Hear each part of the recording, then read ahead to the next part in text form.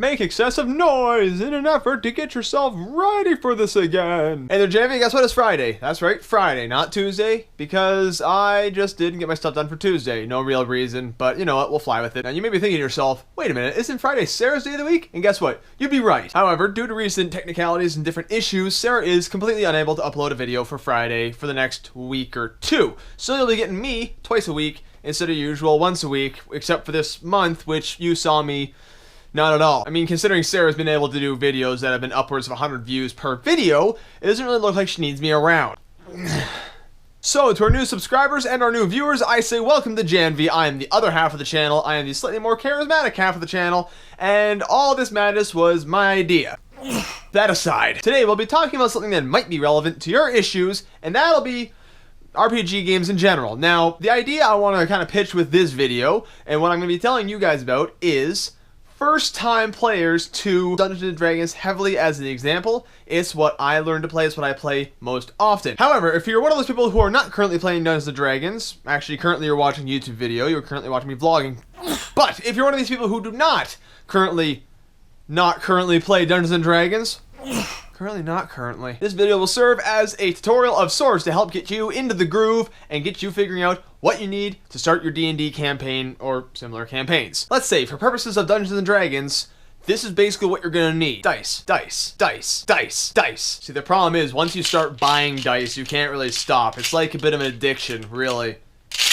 One of the most important things you'll need in any tabletop RPG game will be dice. You don't really need to go hog wild getting amazing sets, and everyone doesn't need to have their own set.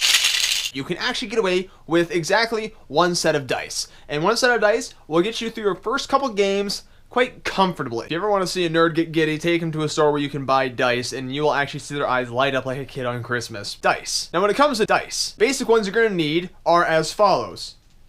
Most games rely heavily on a 20-sided dice as the primary metric for yay or nay. Dungeons & Dragons, very much the case. The next most commonly seen dice that you'll see, and one you're probably more familiar with, is your cube-shaped 6-sided dice. From there, you're basically going to need to figure out what dice you're going to need for your RPG game. 8-sided, this is your D percentile, it represents 100%. Your 12-sided, and your D4, your 4-sided dice, which is the single most painful thing to step on ever in the history of ever. Make sure you keep your dice away from cats. I have lost a number of mine to the Nermal, and he's actually watching me right now from under the camera. You can't see, he's just got these big eyes staring at me going, ooh, a thing that makes a sound. Now, for the purposes of Dungeons & Dragons, the next thing you're really going to need is a player's handbook. This is what's going to help make your characters for your party, or help make stats and stuff like that for getting the game going. After the player's handbook, the dice, a pencil, and a pad of paper, you pretty much have everything you need basically to get started. You don't necessarily need the full core rule set to get playing. You can actually make do. However, with those few things in mind, you have basically what you're going to need to get started playing.